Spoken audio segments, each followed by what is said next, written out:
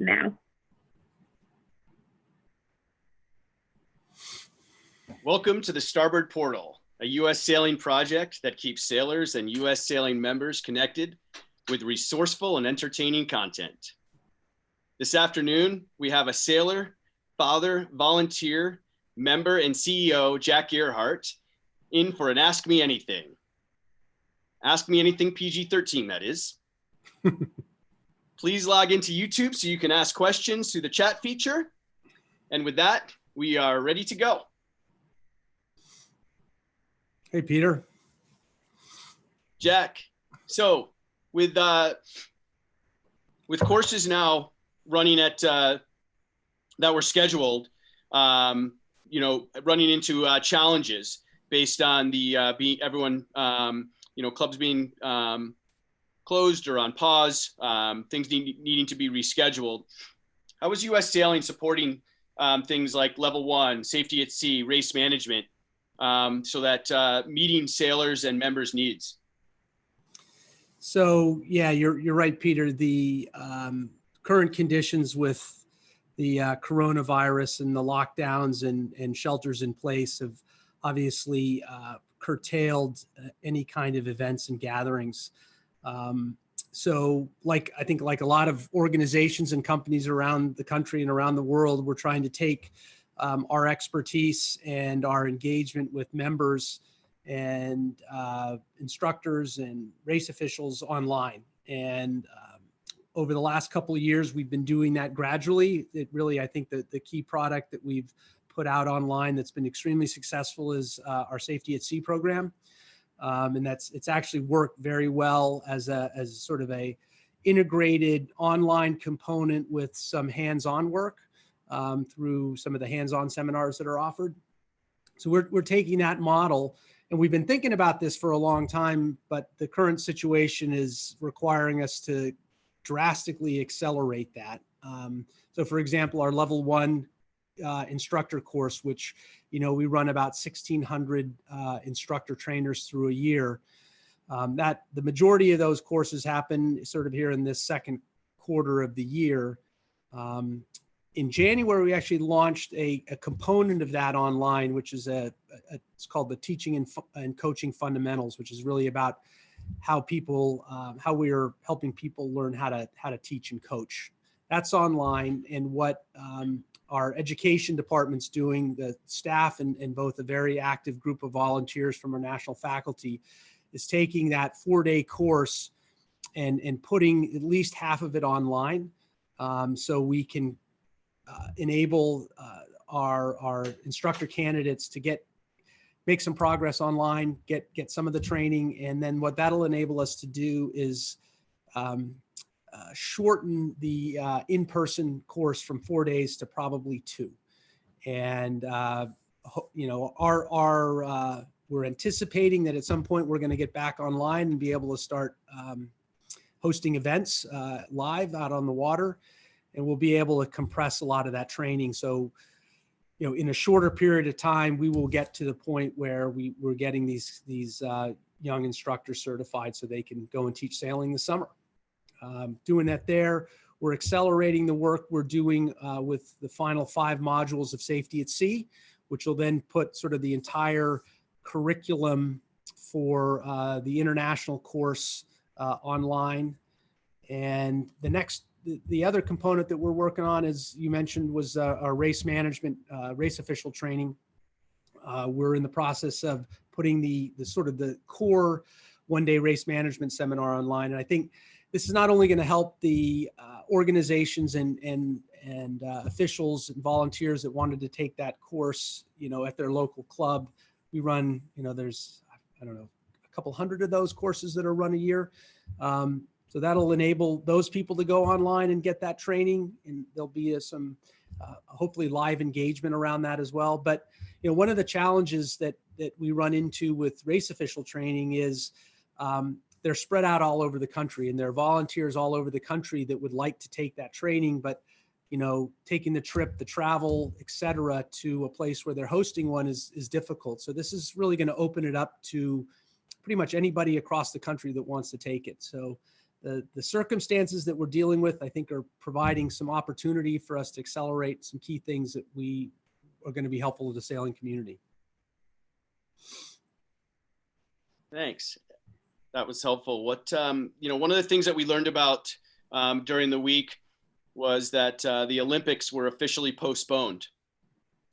What is the team doing now as we look forward towards 2021? What are the team and the athletes doing as they look to prepare and keep themselves in shape and trained heading into the future of these games?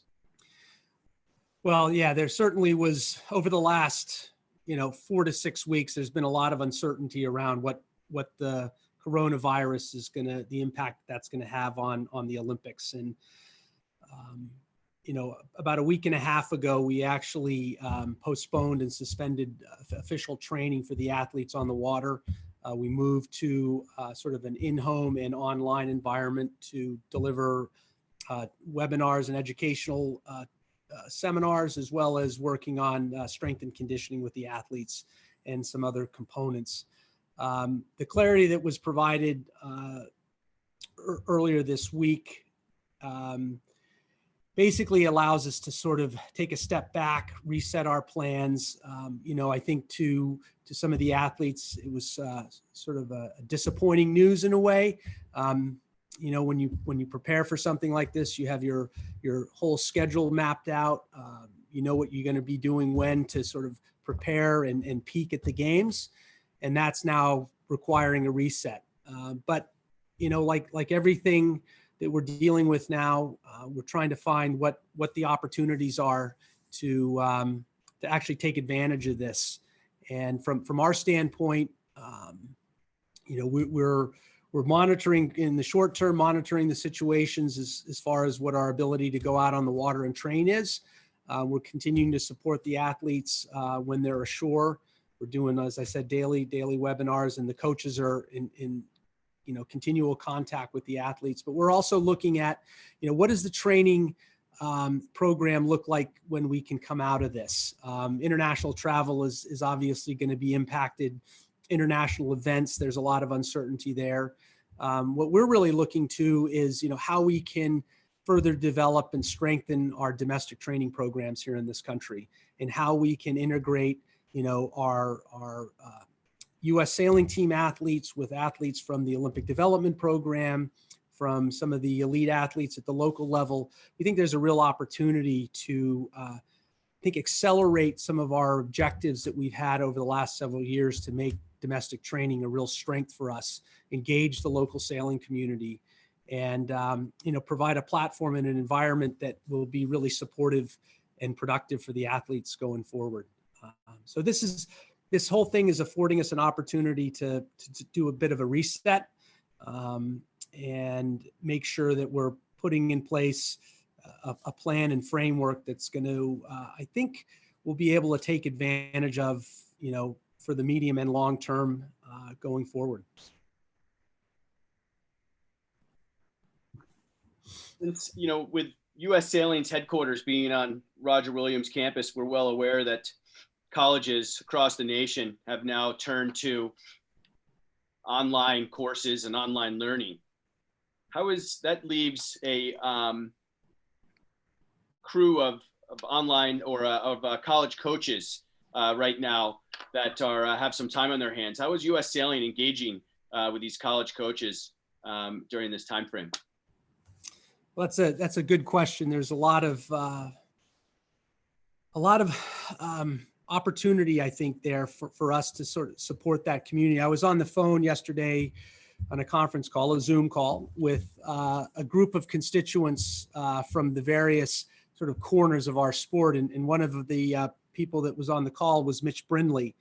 And in talking to him, and there was also Kevin Broom from American Yacht Club, who's very involved in our education programs. And, I think there's going to be an opportunity to engage some of the college sailors into some of the youth programs going forward. There's also, I think within the college, according to Mitch, within the college communities themselves, the coaches are still in contact with the athletes, engaging with them. They're one of the things that sort of came up in the call was, people are still really busy. It's not like the college coaches and the student athletes have a lot of time on their hands. They're dealing with online courses. It's sort of a new routine, getting sort of situated and comfortable in those environments. So there's still a lot of work going on, and we're obviously only a couple of weeks into this, so determining exactly what is going to be possible, I think is going to take a little time to determine. But there's certainly a lot of young sailors that are going to be looking for opportunities to stay involved.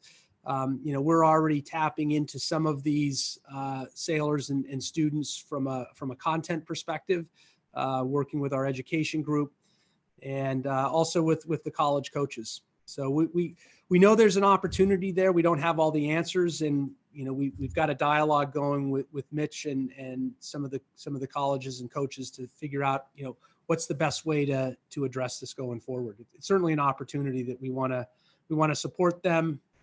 We want to try to connect sort of the supply and demand, if you will, that I think is going to exist. So here's a question from Edward. What do you hear from community sailing? How are they faring? So one of the other folks that we spoke with yesterday was Stephanie Webb from Florida. I think a lot of them are dealing with closure of their programs right now. This is a season, certainly in the Northeast and in areas where programs sort of slow down during the school year. This period of time has been one for planning and preparation. Unfortunately, I think just due to the decrees that are coming in locally for only non-essential employees working in critical industries. From what we're hearing, and again, this has only been over the last week and a half. It's having an impact on slowing these programs down. Their program directors are in place, still looking at how to ramp things up when they can turn the switch back on. But for the most part, things are sort of the pause button's been hit, and a lot of folks are just waiting to see when they can turn things back on. Our staff, our Siebel coaches that are out in the field, they're doing a lot of work on developing content and educational materials that we can start to deliver online. And we hope that those will be able to work their way through these community programs. A lot of the community programs are moving to online engagement with their communities. So, nobody's sitting around, just waiting. They're trying to take advantage of the tools and the connectivity that's available to stay engaged with their communities. Here's a question from Captain Chris. It says, "Hi, Jack. What is your sailing background? Where do you sail? What kinds of boats? Did you ever coach?" A lot of repetitive questions, or a litany of questions, rather. I can start off with what is your sailing background and where did you sail? So I grew up sailing with my family. I learned to sail on wooden boats in Northern California when I was starting at about 4. My father was an avid wooden boat aficionado, which translated into chores on the weekend of keeping up wooden boats, which eventually I came to enjoy. I sailed in high school. I went to Tabor Academy. I raced there for a few years. I never participated in a formal junior program. I moved to the East Coast when I was just getting into high school, and I didn't quite connect there. But what I did end up doing is start sailing one designs and big boats when I was in high school with some of the members at the Beverly Yacht Club. So I sort of got thrown into that community, sailing on Shields. I did my first Bermuda race when I was 16, and have just, I sort of came into this informally and also through the family. I currently, and I've pretty much sailed since then, sometimes more frequently, sometimes less.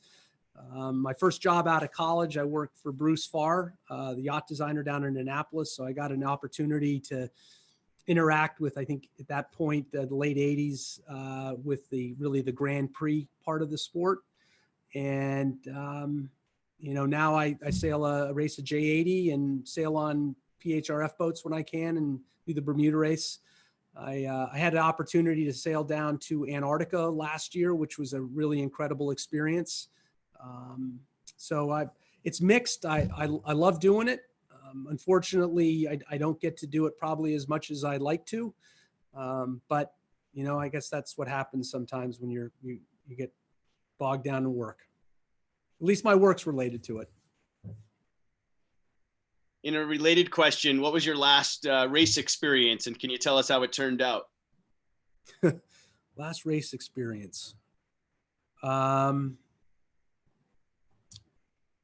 think it was probably, it was probably a Thursday night series at the Beverly Yacht Club at the end of last summer.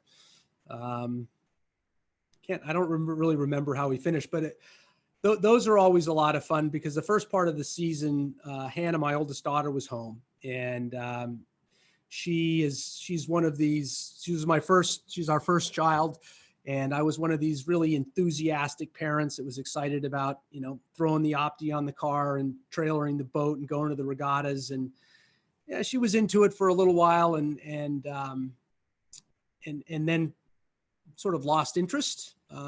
Luckily, she got back in, became an instructor, and got back into sailing with me. And I think probably some of the most fun I have sailing is racing with her on the J80 with a couple of her friends and a couple of my friends. And we did Charleston Race Week last year, and we had a blast. So those are the memories, the most recent memories I have.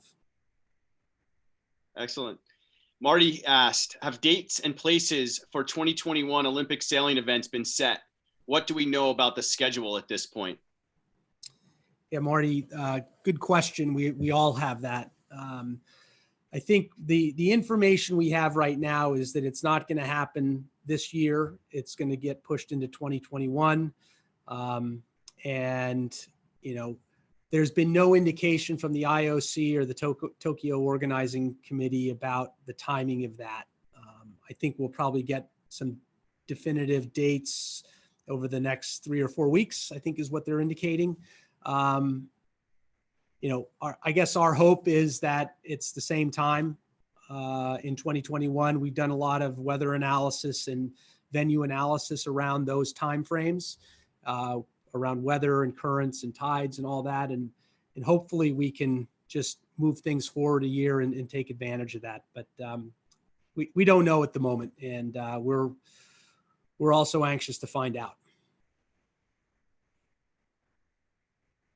The next question is, have you heard from any member orgs seeking guidance for their clubs?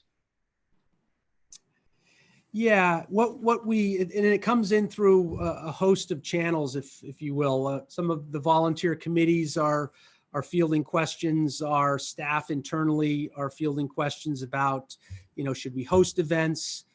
A lot of, as I mentioned earlier, a lot of the seminars, education programs, safety at sea seminars, our courses have been, we've issued guidance that we've postponed our official events through the end of April.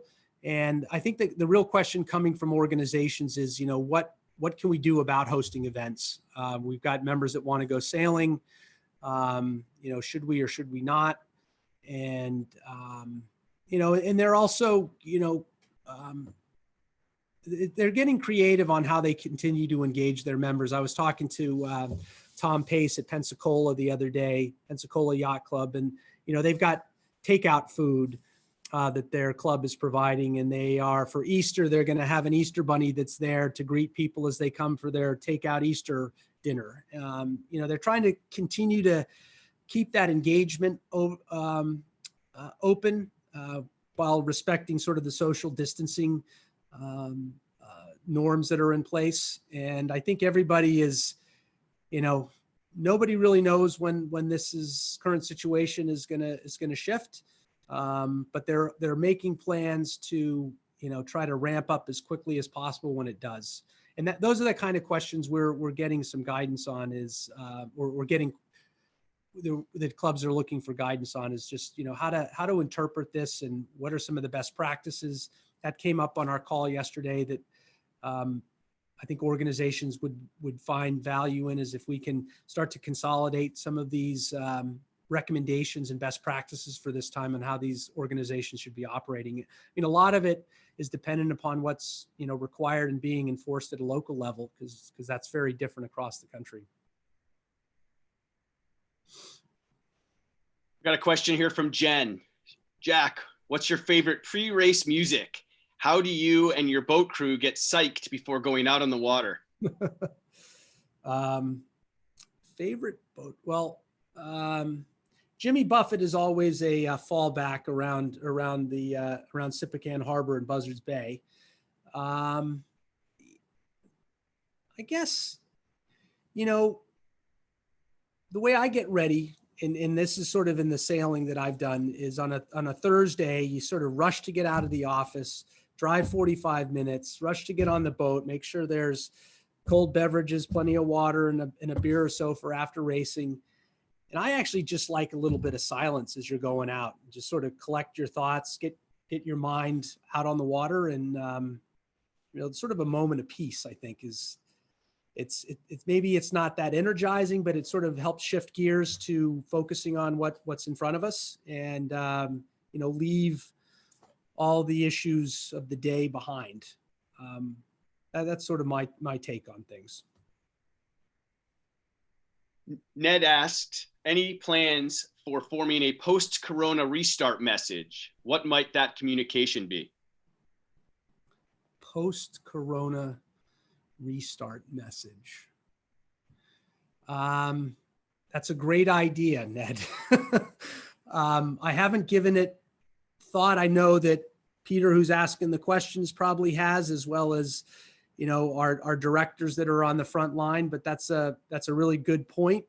I think our current approach to this is, let's just try to keep prepared, get prepared, and when we're able to, my sense is that we're going to be able to ease back into this. It's not like the lights on and the lights off. I think that things are going to start to relax, and we'll have the opportunity to start to re-engage and reactivate. But that's a good point. I don't have a specific answer for that, but I think it's certainly a really good point to think about.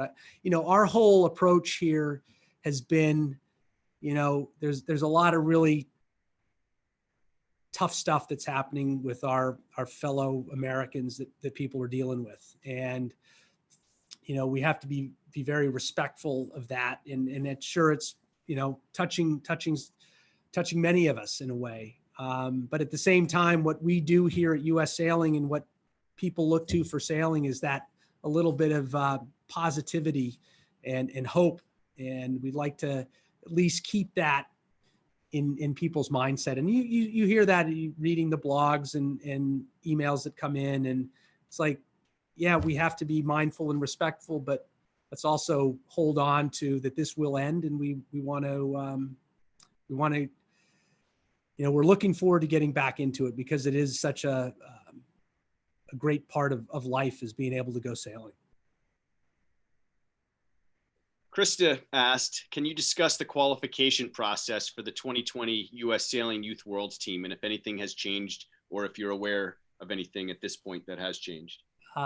So I'm not expert on this, but I do know that one of the qualifications, if not two of them, and there's news on the website about this. And Peter, maybe what we can do is somebody can get a link and put that up and send that out, or some way to communicate that back out. But I think the laser midwinters were canceled, and those were in Alamitos Bay earlier this month. At the moment, Youth Champs is still on, and that is one of the main qualifiers for the event. I know that JJ Federer, who's the chair of our selection committee, is dealing with a lot of these issues right now, not only the Youth Worlds team, but for the Olympics as well. Right now, again, a couple of events I believe have happened. There's one or two that have been postponed, and they are looking at how to make modifications for that, I believe. And then, as I said, the youth champs, which is scheduled for June in Pensacola, is still on as of today. But they are thinking through these things, and there's more complete information, I think, on the website.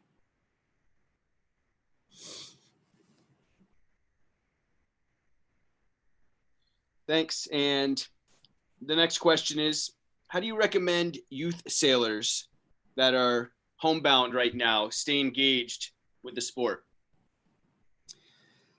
I think there's a whole host of ways to do that. We're at US Sailing, we're working on content that's going to be coming online here shortly to keep young sailors engaged. I think there's fitness routines you can go through. I think there's picking up an old-fashioned book by Dave Perry or any of the experts that are out there. There's tons of online content and webinars that are happening. I mean, you look at everything from sort of formal programs like what North U is doing with their seminars to, ad hoc conversations that are going on. A lot of the companies in the marine industry are putting content online that are sort of educational in nature to keep people's mind, keep you learning. I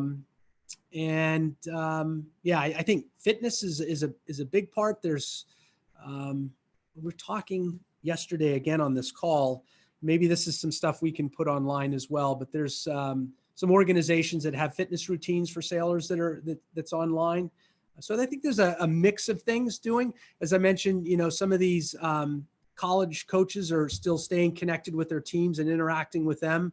So I think if you have your local sailing community or local group that you usually sail with, connecting with them, doing some stuff online, doing chalk talks with your coaches or instructors or with your club. I think, being creative, staying engaged and just, looking for ways to keep learning is going to be is an opportunity. Excellent. And I will add that that there are folks that are individually, going out and going sailing. And I think that all depends on the environment that you're in. It's like people are taking walks in parks and, I'm not saying that there are opportunities, but I know people are thinking about that, and you just have to judge that in your, whether that's appropriate within the environment that you're in. So on the kind of lighthearted side, we got a comment or a question from Stu, who says, "What are Lego Stu's employment prospects at US Sailing?" Lego Stu. Well, he's not going anywhere. He is. He's going to be one of the sort of permanent fixtures here at US Sailing. I think as people know, we've significantly scaled back on folks coming into the office, and we're going to continue to do that a little bit more just to support this social distancing and sort of staying at home. But Lego Stu is going to be manning the fort for us for the foreseeable future. I did want to mention that John Pierce got back to Krista about the Youth Worlds update and said that there is an email going out today that will have some of that information. So for those, for the rest of the listeners, watchers as well, look for that email as a way to provide more information in that area. Excellent. So now that we've hit a half an hour mark, we were just going to do a quick rapid fire here to wrap things up. Spicy or mild? Spicy. Flip-flops or boat shoes? Flip-flops. Mountains or ocean? That's a hard one. I like both. Rock or rap? Rock. All right. Well, thanks a lot for doing that today, Jack. And certainly we are happy. We will take a look at the rest of the questions that have been posted on the questions on YouTube. And we're more than happy to see what we can do to answer some of those questions moving forward. We also want to mention that tomorrow at 10 a.m. Eastern, we have a best practices for athletes training from home with Mike Kushner of Sailing Performance Training. So please tune in at 10 for that. And then at 2 p.m. Eastern, we also have tips on engaging adult sailors at your yacht club with Betsy Allison. So hopefully everyone's enjoying these sessions, and please keep tuning in. We'll keep posting new sessions regularly. And please, feel free to use your social media to get others to come in and tune in and enjoy these as well. And thanks, everyone. And with that, we will wrap up. Thanks, Jack. You bet. Thanks for the question.